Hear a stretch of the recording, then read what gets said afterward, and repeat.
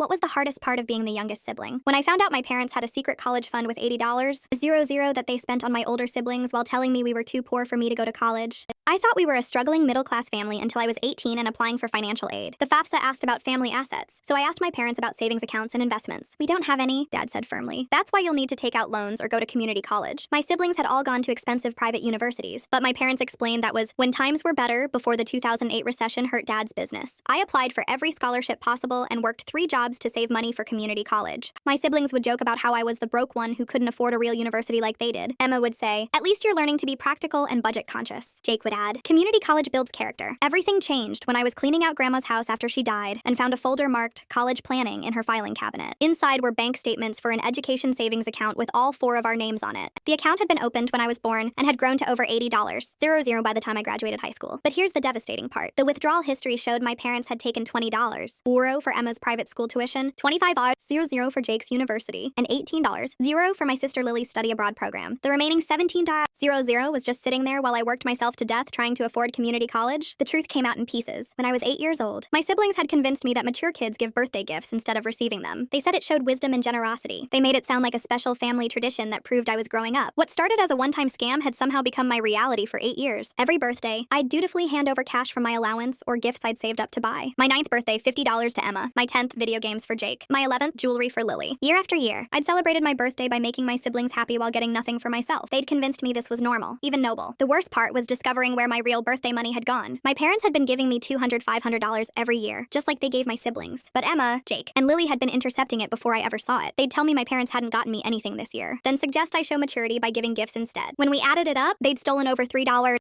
in birthday money, plus hundreds more in allowance money I'd voluntarily given them as birthday gifts. Money that was supposed to be going into my college savings account. Money my parents thought I was saving responsibly. The confrontation with my parents was devastating. When they realized what had been happening, Mom started crying. Dad was furious. They'd been so proud of me for being generous and selfless on my birthdays, never knowing I'd been manipulated into it. They'd been bragging to relatives about their youngest son who was so mature he gave gifts instead of receiving them. My siblings tried claiming it was just a harmless prank that got out of hand. "We were going to tell you eventually," Emma said. "We just kept forgetting." But 8 years isn't forgetting. 8 years is systematic theft disguised as family tradition. The money was long gone, spent on things they wanted while I saved every penny to buy them birthday presents. Jake had used his share for a gaming setup. Emma had bought clothes and makeup. Lily had gotten concert tickets and jewelry. None of them had saved $1 of what they'd stolen from me. My parents made them get jobs to pay me back, but at minimum wage, it would take years to recover what they'd taken. More importantly, they'd stolen 8 years of birthday joy from me, 8 years of believing I was too mature for presents, too grown up for celebration, too wise for the happiness other kids got on their special day. The hardest part wasn't the money. It was realizing that while my friends were making birthday wishes and feeling loved and celebrated, I'd been trained to think my worth came from making everyone else happy, even on the one day that was supposed to be about me.